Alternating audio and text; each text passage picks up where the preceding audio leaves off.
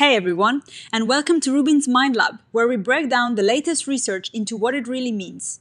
Ever feel overwhelmed by stress or down in the dumps and wish there was an easy way to get help? Well, the world of mental health support is changing really fast, and today we're diving into a fascinating study about how artificial intelligence, or AI, might be a new first step for people struggling with depression and anxiety. Think of it this way: imagine having a smart buddy on your phone that can offer support whenever you need it. But can this AI really help? This paper investigated whether a special AI app called Flourish could help prevent or reduce feelings of depression and anxiety in college students. Now, depression and anxiety are super common and can really make life tough, but a lot of people don't get the help they need. So the big question here is, could AI be a scalable way to offer that first line of support? Mental health challenges hit young people hard, and college students are especially vulnerable.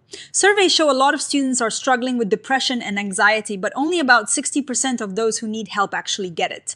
The biggest reasons are usually time, cost, and a preference to try and handle things on their own. This means we need ways to reach people early before problems get too serious, and this is where AI is starting to step in. People are already using general AI tools for mental health advice, but these aren't always built for safety or effectiveness. This study explores a different approach using AI designed specifically for mental health support. The study used an AI platform called Flourish. Think of it like a smart coach that uses principles from different therapy styles like cognitive behavioral therapy and positive psychology. It is designed to help you become more aware of your emotions and practice useful skills. It is not meant to replace a human therapist, but to offer accessible support. The AI system behind it is pretty clever.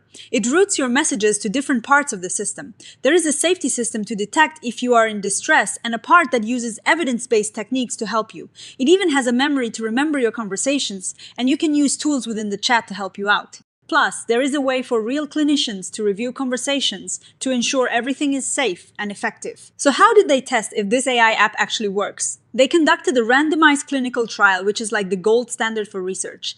They got over 1,000 college students to participate. Importantly, they didn't screen students based on their symptoms first. Everyone had a chance to join. They recruited 1,137 college students who were at least 18 years old.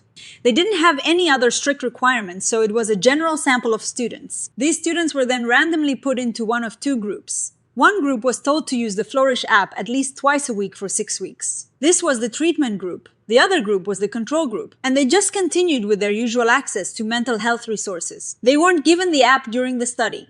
Everyone filled out surveys about their depression and anxiety symptoms at the beginning, and then again every 2 weeks for 6 weeks. The Flourish app itself is built with conversational AI, a well-being coach, and a bunch of short activities based on proven therapies.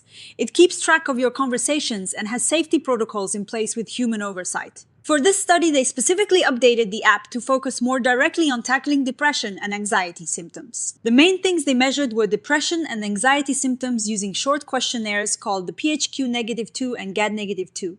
These are just a couple of questions to get a quick snapshot of how someone is feeling.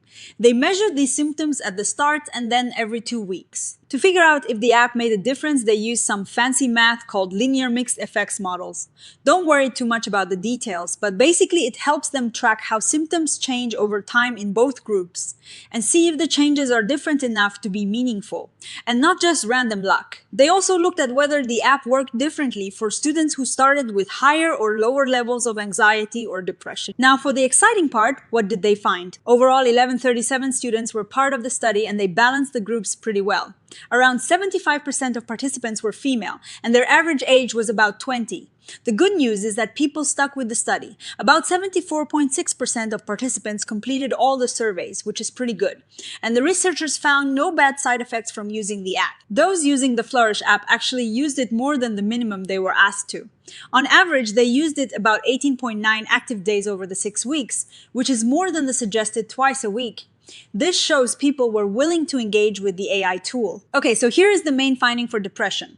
The AI group showed better changes in their depressive symptoms over time compared to the group that didn't use the app. While the control group symptoms actually increased over the 6 weeks, for those using Flourish, the symptoms remained more stable or even improved slightly. By the end of the study, the treatment group had significantly lower depressive symptoms. It was a similar story for anxiety. The AI group's anxiety symptoms actually decreased over the 6 weeks, while the control group symptoms didn't change much or slightly increased. Again, by the end of the study, the Flourish group had significantly lower anxiety symptoms. They also looked at whether the app helped differently depending on how high someone's symptoms were at the start. Even though the difference wasn't statistically huge, they saw a trend. For students who started with lower symptoms, using the app meant their symptoms got worse less often. For students who started with higher symptoms, using the app helped them improve their symptoms more. This next part is really important. When they focused on students who had elevated levels of depression or anxiety at the beginning, they found that using Flourish made a meaningful improvement in their symptoms much more often than in the control group. For depression, about 52.3% of those using the app saw a meaningful improvement, compared to only 31.7% in the control group. That is a significant difference. For anxiety, about 50.6% of the app users saw a meaningful improvement versus 38.1% in the control group.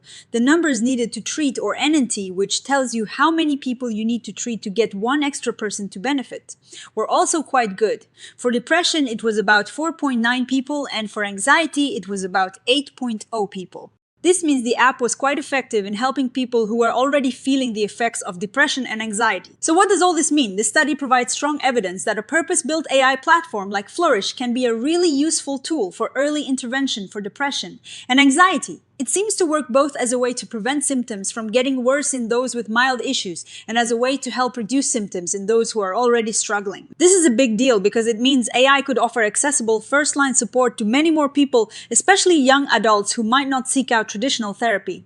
The AI can adapt to individual needs and support people continuously, whether they are prevention or symptom reduction. It is interesting that this study builds on previous research where Flourish improved general well-being but didn't significantly reduce depression or anxiety.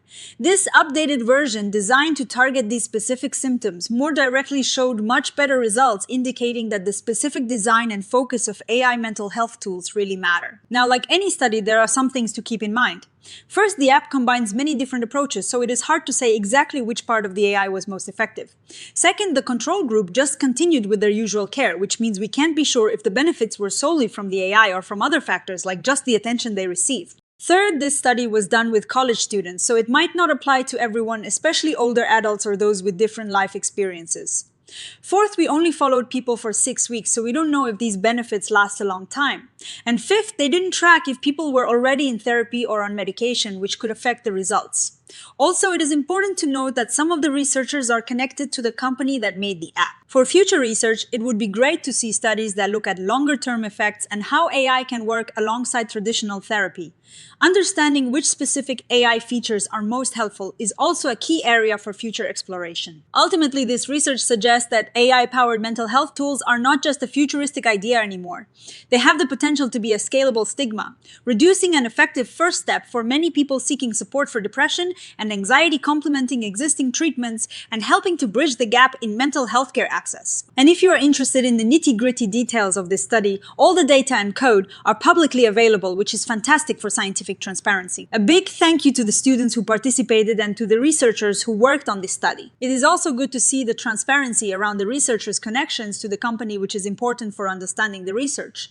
So what do you think about AI in mental health?